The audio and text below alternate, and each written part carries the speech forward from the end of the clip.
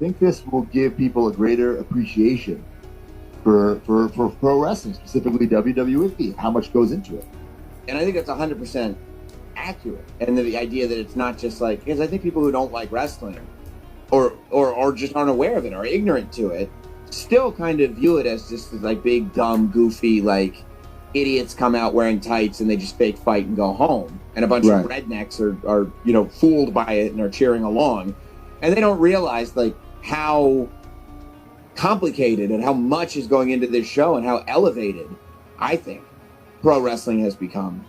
Was there anything on there though? Like, was there any little specific thing that made you go like, "Whoa! I didn't realize you were going that far." It's been like mind-boggling. Yes. You know? Yeah, I'd be like drawing pictures of it, trying to like hoping Mattel is going to make a play set of it now. Yeah. And even like the little things of, watching what, like when they're explaining exactly what's being said in a referee's earpiece. Right. Like that's the type of stuff that is. If you're like a kid, but just a fan, like an adult fan, that's the mind-blowing stuff that you're like, well, I knew something was going on, but I didn't know what, and I didn't know how much was going on. Right. And, the reason I don't have a problem with this is because it was, 6 months ago, a year ago. It's not like they're airing this, live, so to speak, lead up to SummerSlam, and they're giving away the finish to SummerSlam, Yeah. This has already happened. Absolutely. And if anything, too, from Unreal and stuff, that The Rock was saying this will be shocking television, and Triple H is creating a moment. So it's almost like when you couple that promo with what you saw on Unreal, it becomes this other version. You're almost using, it's new kayfabe. Like you're using this stuff that is exposing the business to actually tell stories.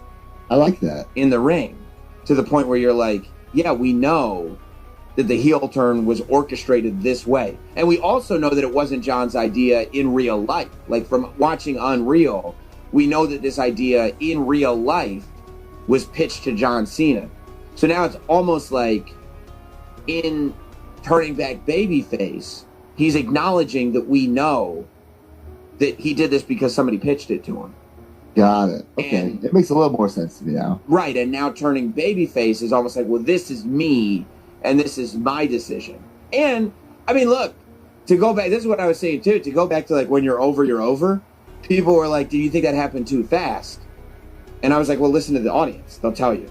And like the fact that and in Newark and at SummerSlam in MetLife, they just went out of their minds for babyface John Cena. It was like, well, there it is. Like that kind of says it all. Let's also be realistic. There's not many more dates left. It had to happen eventually. Right, exactly. So let's just pull that Band-Aid off. Yeah, and let's just do it. And go like, do we want 3 weeks, 4 weeks, 5 weeks of like maybe will he, won't he, or do we want to get as many dates with good old-fashioned hustle, loyalty, respect, babyface John Cena as we can get? I agree, 100%. Yeah, and I also think it added to Brock coming back. Absolutely, for sure. Yeah, if he was the heel, it wouldn't have been the same.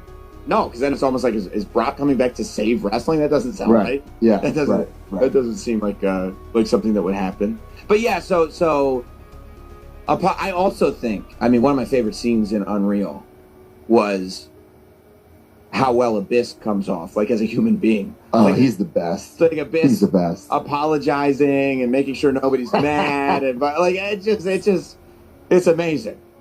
I thought you were going to say your favorite scene in Unreal is when they show Chelsea Green's closet and you can see my boot and my vest hanging up.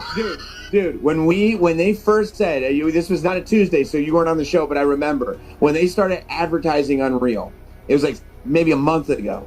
They put out a set of stills. Like, here's just some still photos, right? To just get, and so on the show, we started going through all the stills to try to figure out what we could see.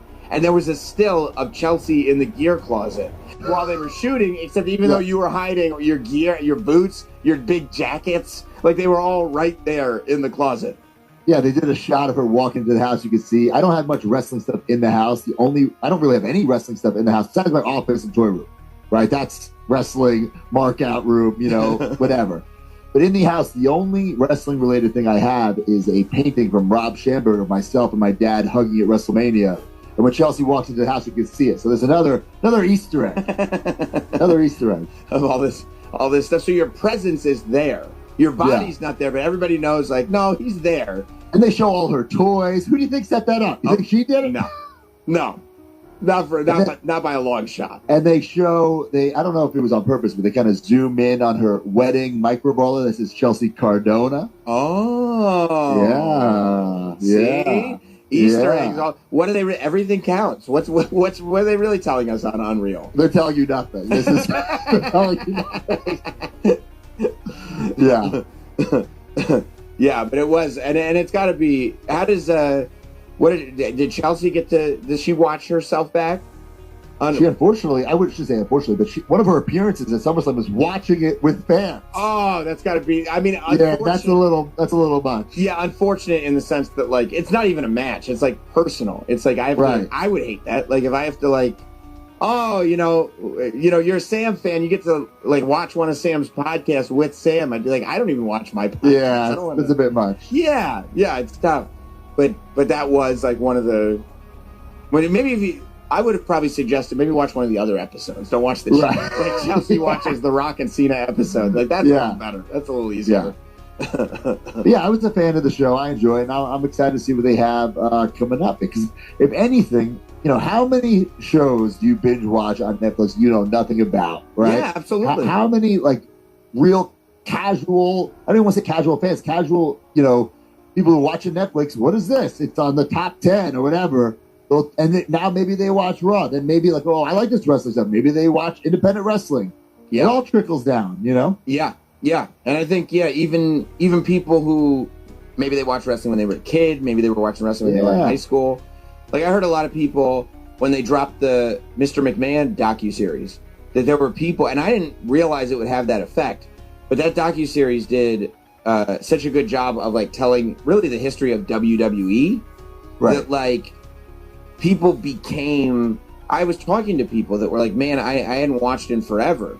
But then I watched that Mr. McMahon thing and, like, it blew my mind. Like, not even the Vince stuff, like the WWE stuff. Right. And they started watching WWE again because they remembered how much they loved it. But then they also got a taste of really, like, what's going into everything and why things happen. And what about this? Like, we talked about, like, someone just watching that. Or like Dark Side of the Ring. Finally, there's something positive. Yes. For somebody, a Laps fan or somebody new to watch. Yeah. You know what I'm saying? Yeah. And you know what I thought was great too was because there were a lot of people that were worried, like when clips started coming out, and it would be like you'd see like the decision being made for Jey Uso to win the Rumble. You'd see like Triple H having this conversation with Jay, telling him, we want to strap the rocket to you. Like, we're going to push you. And there were people that were like, well, if we see that, we're not going to believe it when somebody like that rises up the ranks. But I thought between Jay's push, but three things really. Jay's push, Chelsea, like, legitimately struggling with the fact that she doesn't have control over stuff and has to put her best foot forward because she wants to be on this show, but she actually made it to that show.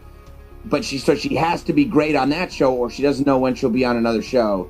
And Cody talking about being the champion, you start to get this realization that, like, it's not just a matter of the writer's room deciding this is the guy we're going with and we're going with him. You see that it's now up to Jay to go, we're going to push you, but it's your job. If you can't live up to this, we're going to give it to somebody else. For Cody, it's like, we're going to put the title on you, but if you can't live up to this, we'll take the title right off you, we'll put it on somebody else. And even for Chelsea, like, seeing the fact that, like, maintaining the push, getting your build on the card, maintaining the championship, like, there's so much more reality to it, actually, ironically, than I think most people would realize. I think that's actually born into it, or they think they are, and then they realize they actually have to work twice as hard to get to that spot. Like, they have to literally prove it and show it on paper before they'll get the shot. Yes. Yeah, it really is. Yeah, I mean, I that was what I thought. And I think the more people are seeing it, the less they're worried about how much it's exposing. Yeah, and I think the people who are the old-time wrestlers who, and I'm probably going to get some heat for saying this, the ones who are complaining about it are already exposing the business on their podcast every week. 100%. You know? 100%. Yeah. Come on. Yeah. Like I've heard like Dave LaGreca on Busted Open being like, no, they're exposing too much. And I'm like, you're the host of Busted Open. All your co-hosts are wrestlers, like exposing the bit. Like, and it's not like, I mean, like we said, it's like the more wrestling fans, and that's something I can speak to because I'm one of them. Like the more, and you remember growing up, the more content that you could get, all it made you do was want more. It was just gobbling and gobbling. More wrestling, more wrestling. How can I get closer? How can I get closer? Yeah, you got SummerSlam 2 nights. I read online, I don't know if it's true, that other events are going to be 2 nights. Like, what? Like, this is... I know. It's never been a better time to be a wrestling fan or a wrestler, in my opinion. And, dude, not only... It was packed on Saturday, and then they opened more seats on Sunday. Wow. It's nuts. That's great. It's nuts, but that's like... And you don't have to sit through an 8-hour show either. Yeah. The fact that those shows ended at like before 10... Both of those shows were over before 10 p.m. I couldn't believe it. That's amazing. Well, I think that Mania at MetLife was the last one-night Mania, and it was a disaster. 35, like people got trapped there? Yes. And I don't know if 36 was supposed to be 2 nights or they just made it 2 nights because it was the pandemic.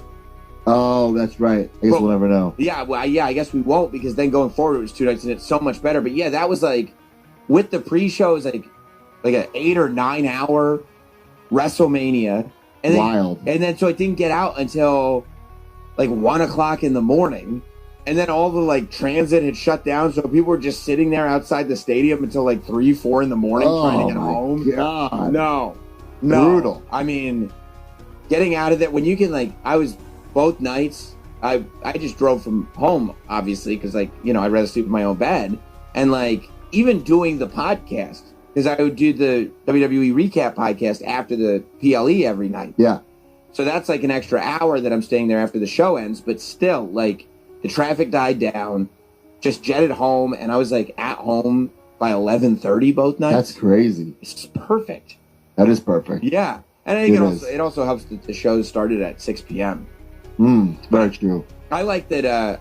I like that the show started early because when they do outdoor shows, and this goes back to growing up, I love a stadium show where the beginning of the show is completely sunlit, where it's still light outside, and then I always feel like there's the match that happens right around dusk, and then the main event's at night. I love shows like that.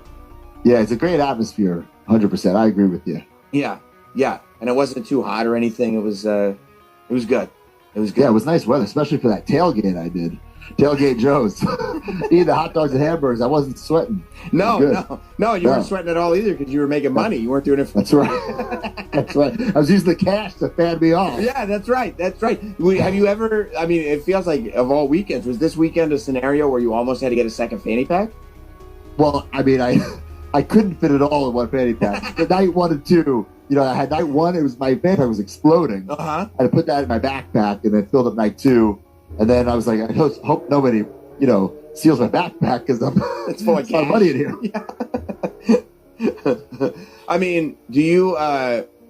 Do you then go and what do you do with all the cash? Do you put it in the bank? You gotta put it in the bank, Yeah. We don't want Mike Rotunda coming after you,